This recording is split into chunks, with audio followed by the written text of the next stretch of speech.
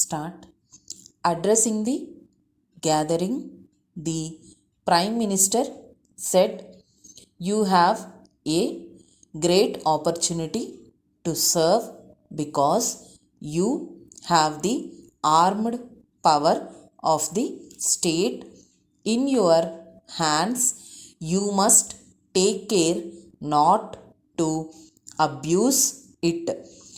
Some months ago, I told the commander in chief that it was my desire to meet as often as possible the officers and men of the Indian Armed Forces, to visit units and to see them at work and at play, and particularly to talk to them.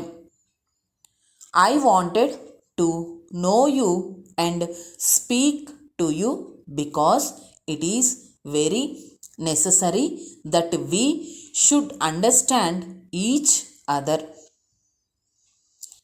It is very necessary in an independent country for those in authority who represent the people to know what is in the minds of the men of the armed forces.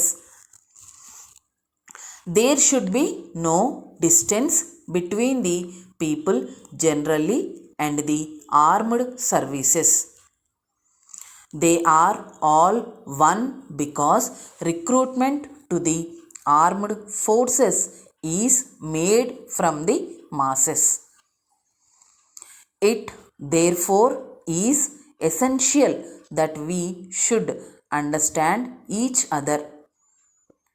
However, owing to extreme pressure of work and the many problems requiring attention, I could not meet most of you, although I have had occasions to meet and talk to some. Therefore, I decided to speak few words to you this evening. Your duty is to serve your country and countrymen. However, you have a great opportunity to serve because you have the armed power of the state in your hands. They call me the Prime Minister of India, but it would be better if I were called the first servant of India. In this age, it is service that matters. Our forces went wherever the people of that state were in trouble.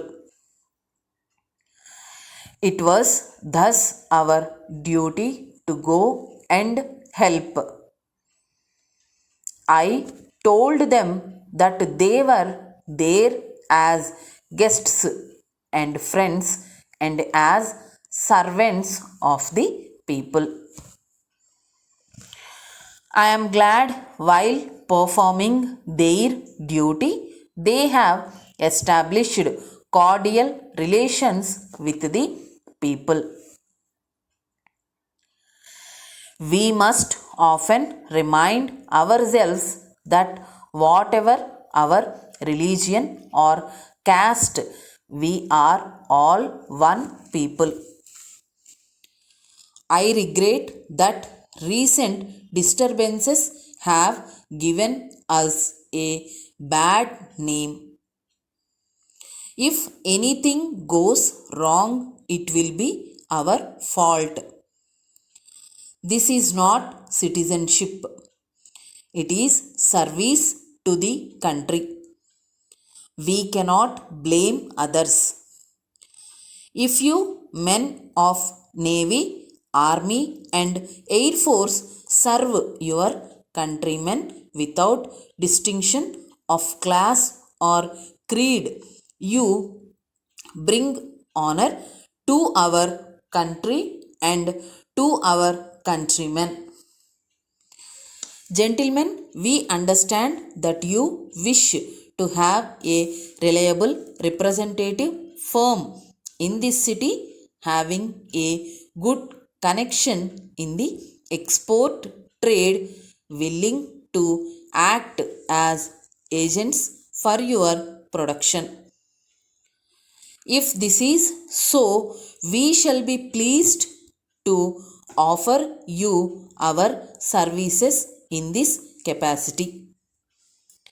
You may possibly know we do a large business in all branches of your class of goods, and as we have been in this trade for nearly 30 years, we have many valuable customers.